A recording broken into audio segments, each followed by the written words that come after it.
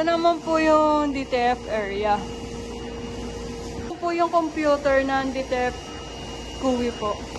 Ito naman po yung drive niya. Okay pa naman po, mataas pa naman po yung storage niya. Ito naman po yung GUI printer. Sa ngayon po, light load lang po ito. Wala po kami masyadong pending dito. Ito naman po yung computer ng DTF Crayon. Ito naman po yung drive niya. Okay pa naman po, goods pa naman po, hindi pa naman puno yung mga drive. Ito po yung DTF Crayon. May pending po siya na 75 meters pero hintayin ko pa po yung approval. Ito naman po yung mga supplies ko ng ink and powder and cleaning solution. Itong swap white, ginagamit po ito sa GUI. And may capacity po ito na mga 3 weeks po. Ito po yung brilliant white.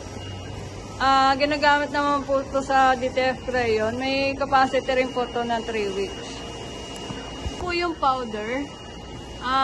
Capacity neto siguro po mga 1 week na lang po. Ito naman po yung CMYK na ginagamit sa GUI printer. Goods pa naman po, siguro abot ito ng 2 weeks. Ito naman po yung CMYK sa DTF Crayon. Ang kulang lang po ako sa cyan at sa yellow. May PO na po ako. Hintay ko na lang po yung deliver.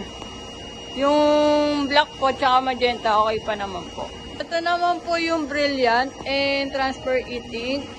Stock na lang po dito sa office to. Wala na rin po kasi yung gumagamit dito nito. Yung pending rack ko, medyo magulo lang po. Ito yung table ko.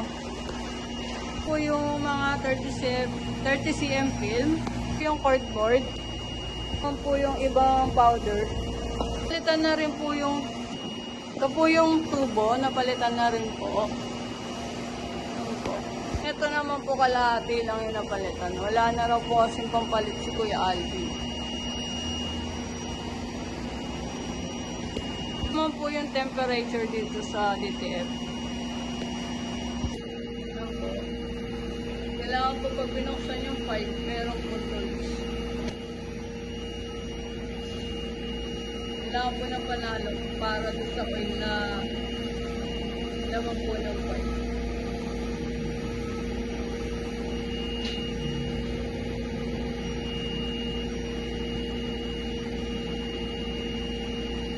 Yan po. Sige. Kailangan po punasan po yung takip.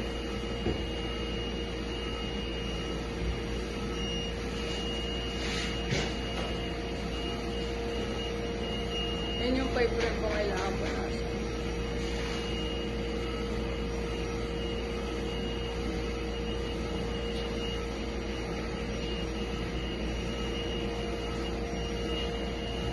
Tapos po punasan, pabalik na po yung takip.